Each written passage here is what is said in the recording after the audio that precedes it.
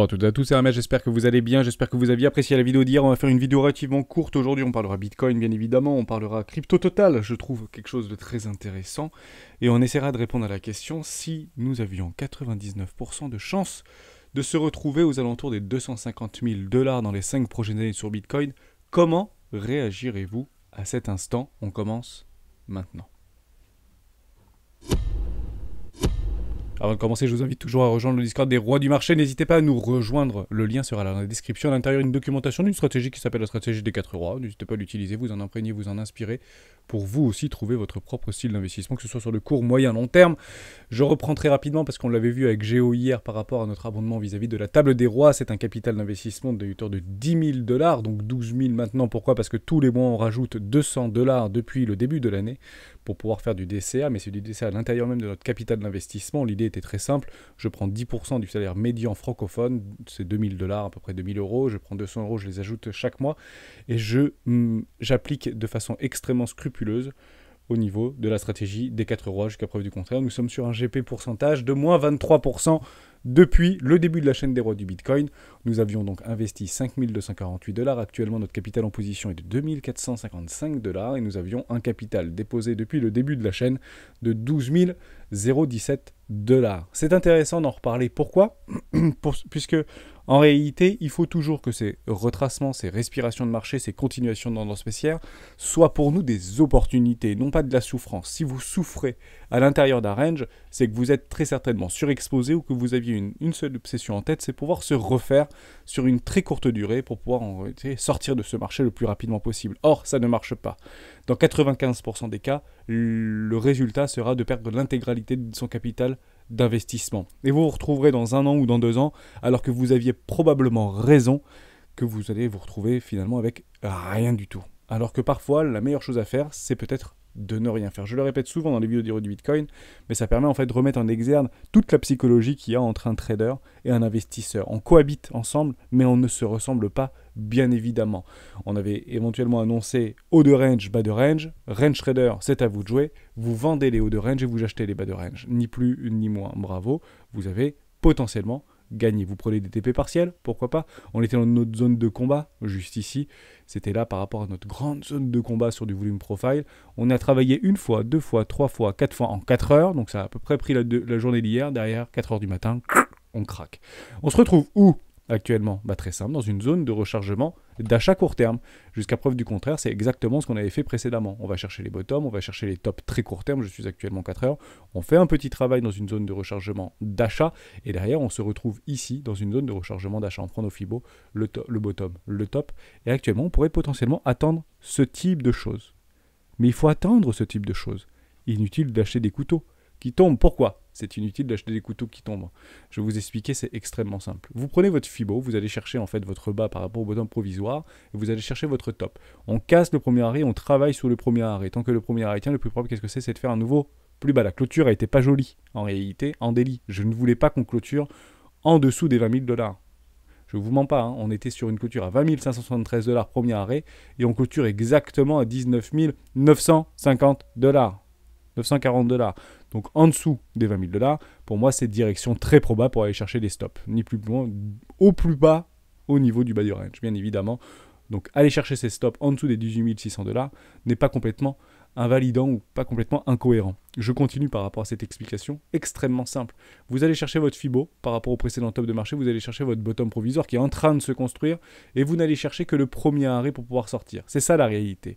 Donc si vous achetez ici, en réalité, pile là ou pile là-dedans, votre seul salut serait d'aller chercher un 382. Si on continue à se déprécier, vous faites comme ça, vous diminuez, vous diminuez, vous diminuez, votre seul salut sera d'aller chercher un 382.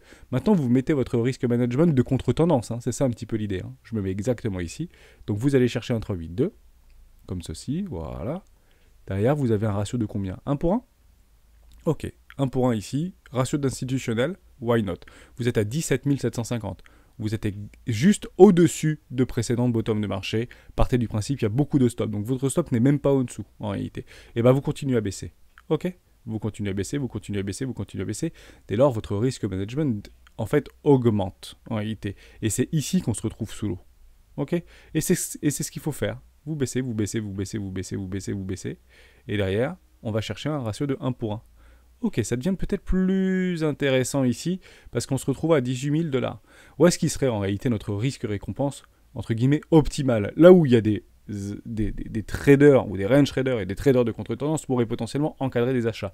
Bah, c'est très simple, il faut aller chercher un ratio de 1 pour 1 par rapport à un 3-8-2, ici, sous les précédentes structures, voire bien sous les précédentes structures, et vous allez chercher un 1 pour 1. Ok. Et là, vous avez déjà une première idée de savoir où ça va pouvoir commencer à travailler. Bizarrement, ça travaille très proche, voire exactement sous des précédents lots. Voilà. Donc ici serait potentiellement à 18 613 $, une entrée couteau, si vous voulez, pour essayer d'attraper des poches de liquidité. Et le marché ne fait que ça.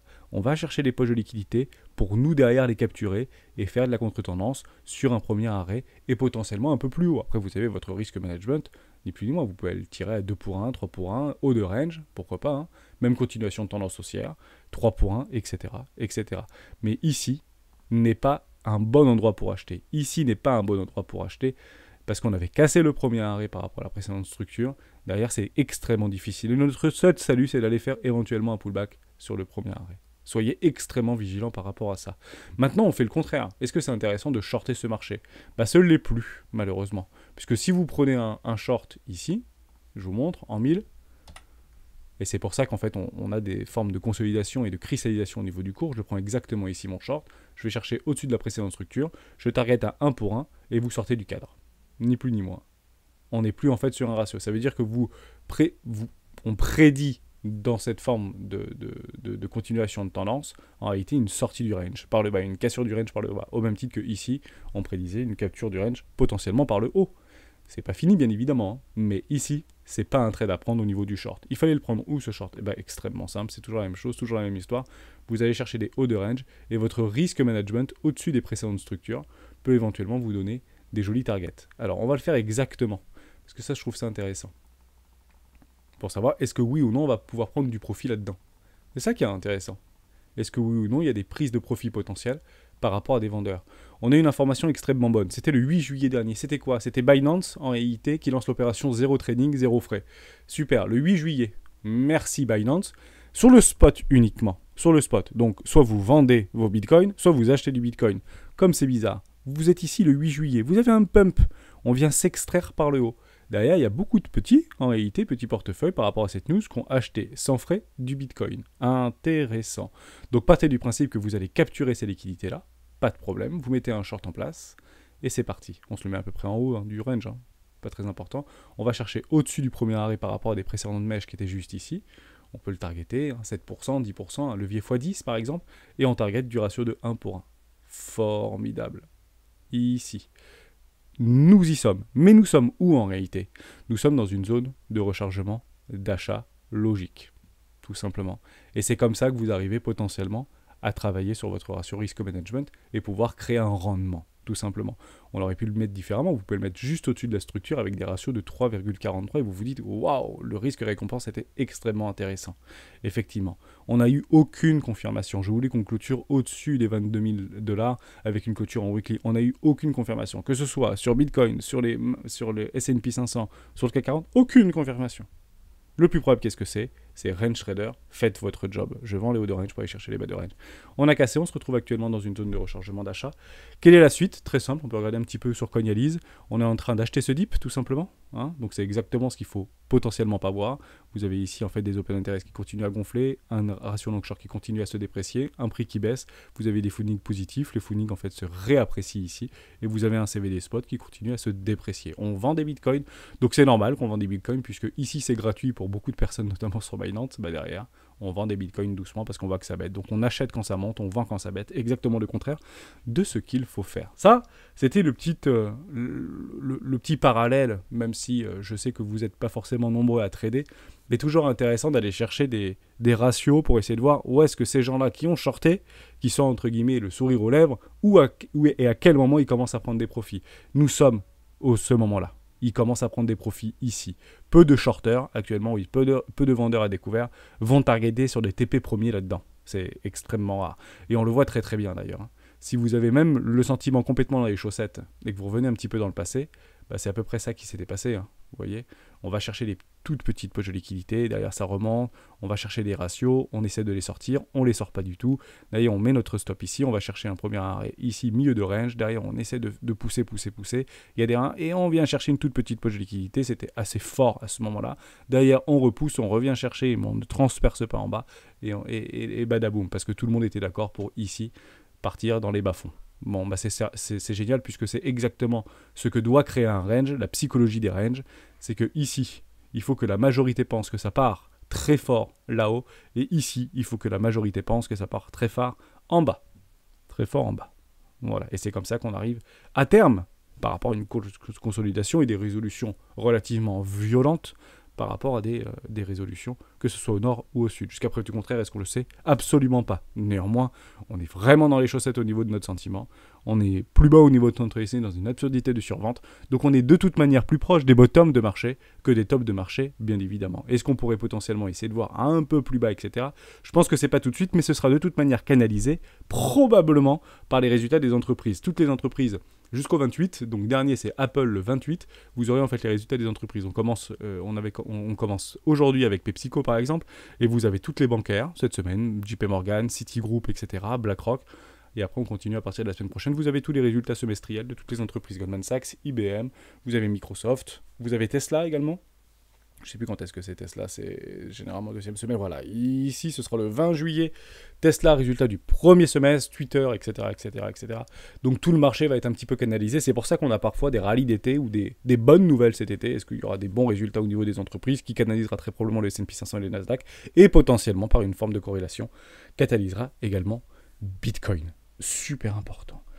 Avant de passer au total market, j'aimerais juste qu'on revienne par rapport à nos amis BT et Bito, qu'on a beaucoup rigolé, sont dans un bateau. Vous vous rappelez, Bito, c'était l'ETF sur les contrats futurs qui avait été mis en place aux États-Unis, à Wall Street. Et je vous avais dit ça, on n'avait pas suffisamment bien pris cette news, puisque c'était potentiellement le top du marché. On revient sur Bito.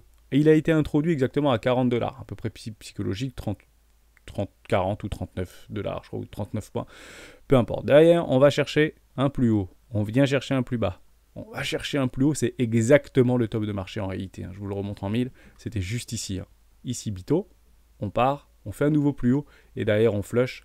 Bito est parti dans un bateau au plus profond de tout ce que vous voulez, dans les enfers. Bito. Et je voulais qu'on reprenne une petite fractale par rapport à ce qu'il était en train d'observer, par rapport à BT, parce que BT, c'est la même chose, par le même groupement bancaire, etc., qui ont proposé BT, qui permet en fait de vendre à découvert Bitcoin, un ETF qui permet de vendre ou shorter Bitcoin sans pour autant en détenir uniquement en spéculation. Donc vous avez en fait un petit sursaut gamma, entre guillemets, au bout de la 14e, 5e jour, voilà, 14e jour, 13e jour, vous avez un sursaut gamma qui nous donne un nouvel ATH. Je trouvais ça très intéressant. Donc ici, vous faites une magnifique structure, vous avez un sursaut gamma, on va chercher un nouvel ATH et on s'effondre. On prend exactement la même fractale au niveau du BT à ce moment-là. Vous savez que le marché donne raison aux impatients, mais récompense les plus patients. Donc on y va ensemble, extrêmement simple. On va un petit peu dézoomer. Et on a exactement la même situation de marché, je trouve ça extrêmement intéressant. On était venu exactement sur les 39, 40, ça a été à peu près introduit là-dedans. Derrière, ça monte. Après, on repasse en dessous. On fait une excursion haussière.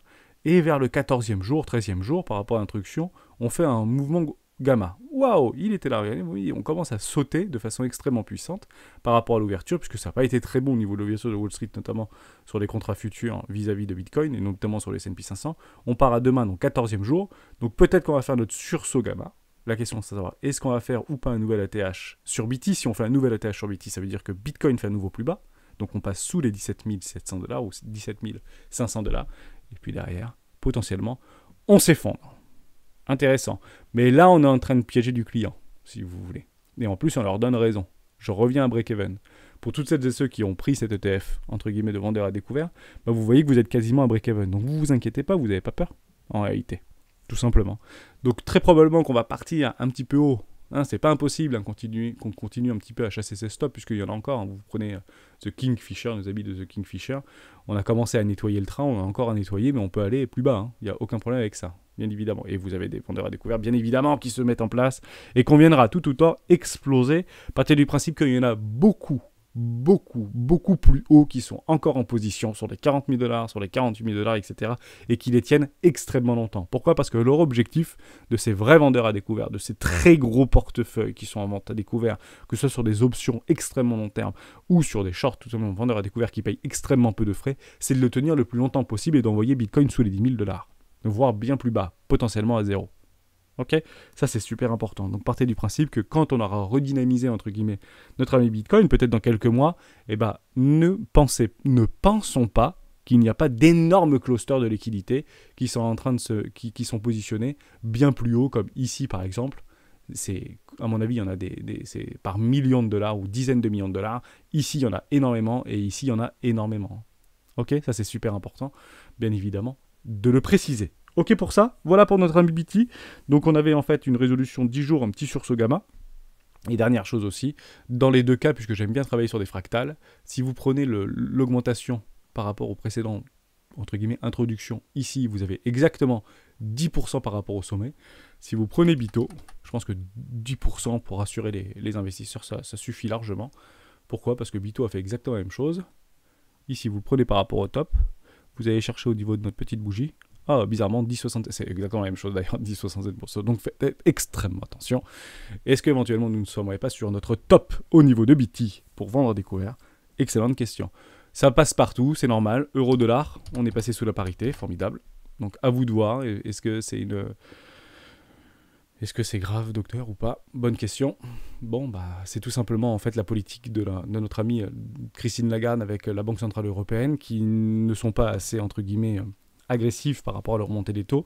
Ils restent complètement sur la feuille de route. On remontera de 0,25 points en juillet, puis peut-être 0,25 points en septembre, et puis peut-être 0,25 points en novembre, puis décembre ou janvier. Donc on reste sur notre feuille de route, alors que la Fed avait, entre guillemets, avancé son calendrier, qui a fait beaucoup de bruit et qui a bousculé beaucoup les marchés financiers, a remonté beaucoup plus fort et beaucoup plus vite au niveau de leur cahier, de leur carnet d'ordre ou de leur feuille de route au niveau de la Fed.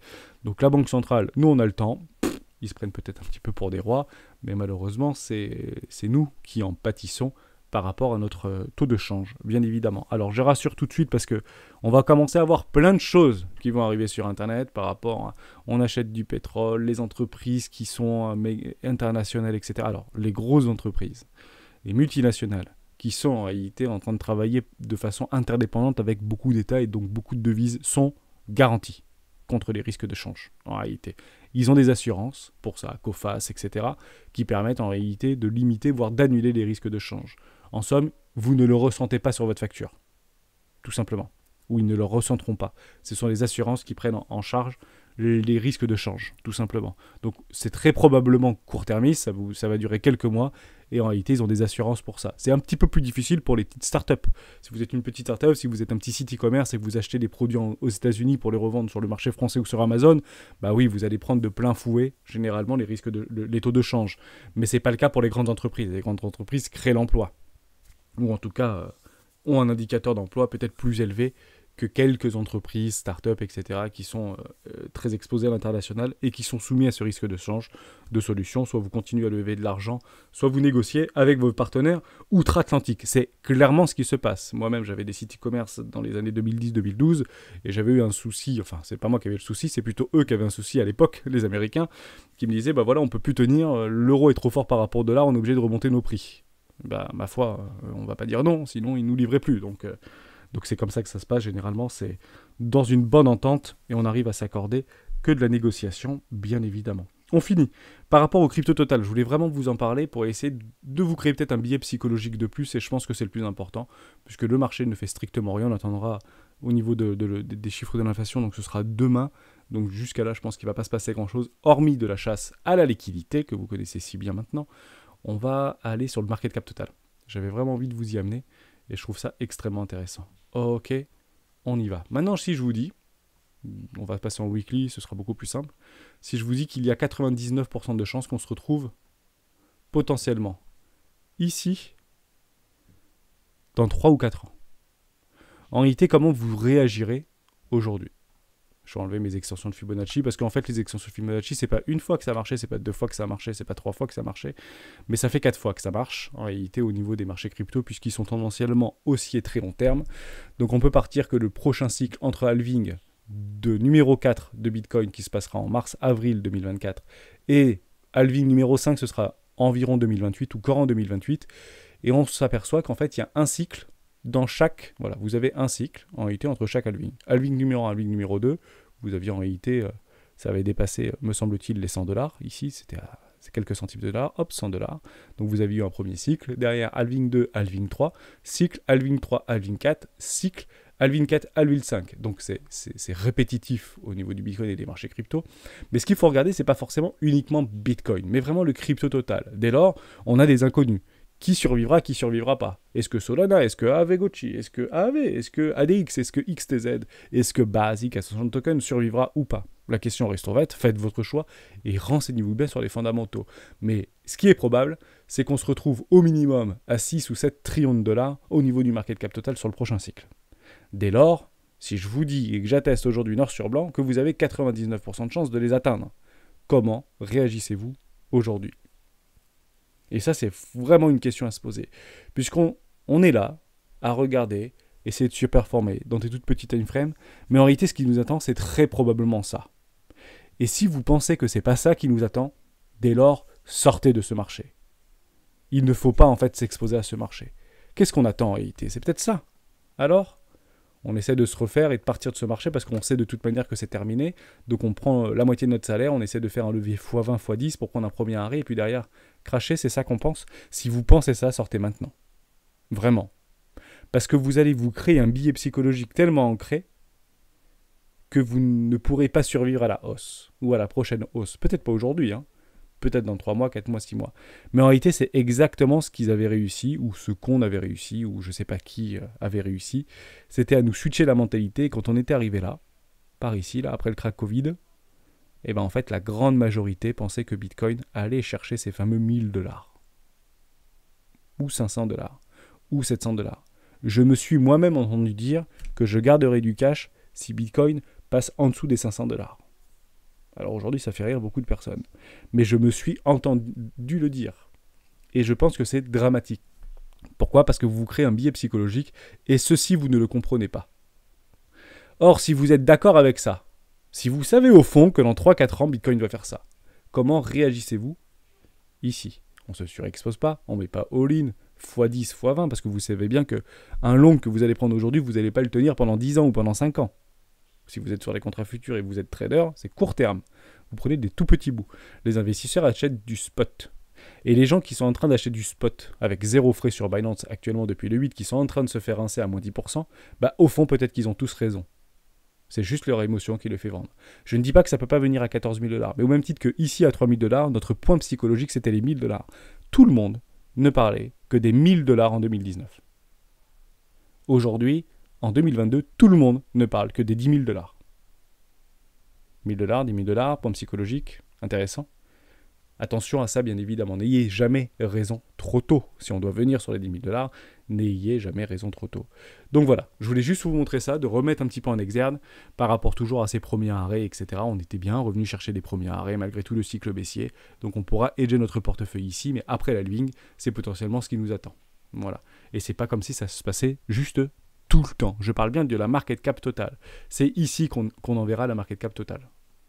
Ok. Et c'est pas délirant en réalité de faire un x10 par rapport à maintenant jusqu'ici, de mettre un x15, ça reviendrait par rapport à la capitalisation du gold, entre guillemets, c'est pas délirant. Tous les projets, toute la market cap totale, je parle pas de Bitcoin et que d'Ethereum, je parle vraiment de toute la market cap. Ça continue à bosser comme des fous derrière, bien évidemment, on continue à lever de l'argent, et c'est ici, très probablement, qu'on se retrouvera dans les prochaines années. Je voulais juste vous mettre en exergue ce type de choses, et peut-être de refaire travailler votre psychologie pour bien réaffirmer où est-ce qu'on se trouve aujourd'hui. On se trouve au début de rien. On est en train d'essayer de nous tacler, de nous casser, tout ce que vous voulez, mettre Bitcoin à zéro, Bitcoin ne vaut rien, les crypto-monnaies ne valent rien. D'accord, les crypto-monnaies ne valent rien. Par contre, pour la première fois, la Russie, c'est 1 milliard de roubles émis pour la Sberbank sur la blockchain. Ok.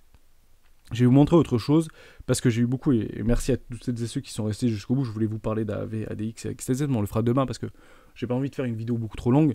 Juste ce qui est en train de se passer en Chine. Alors oui, la Chine, c'est pas les Occidentaux, etc. C'est complètement différent. Oui, mais nous sommes des êtres humains, et nous avons, au même titre que tous les êtres humains, des émotions. Et si ça vous arrive, et partez du principe que ce qui s'est passé en Chine, c'est tout à fait passé en France, par rapport au compte de la Société Générale de résidents et d'expatriés russes avec un passeport russe, qui étaient français depuis une dizaine d'années, qui payaient et qui avaient des maisons et qui avaient tout ce que vous voulez. C'est arrivé en France avec des résidents russes qui n'avaient potentiellement rien à voir avec la guerre, juste qu'ils sont russes. Donc par rapport à des discriminations ethniques d'appartenance ou de nationalité, c'est pas nouveau dans la civilisation et dans le genre humain. Faites très attention à ça, mais j'aimerais vraiment qu'on reparle, parce que c'est passé plusieurs fois dans le Discord par rapport à la Chine, où il y a 1 million de comptes bancaires chinois qui ont été bloqués. J'aimerais juste que vous entendiez ça, et qu'on se remette dans l'idée que, en fait, qu'est-ce qui se passe, et qu'est-ce qui pourrait se passer si on se fait bloquer, entre guillemets, nos comptes pas bancaires, parce qu'on a quand même des garanties, nous, un peu plus qu'en Chine, mais par rapport à nos comptes crypto. Et bien c'est exactement ce qui se passerait si jamais on banne, entre guillemets, crypto, très probablement. Donc sortez bien, pour la plupart d'entre vous, ne restez pas full exchange, etc. Pourquoi ? Parce que c'est clairement ce qui pourrait se passer, et partez du principe que ce qu'on va entendre ici, c'est peut-être nos comptes exchange Binance, nos comptes Bybit, nos comptes crypto.com, etc.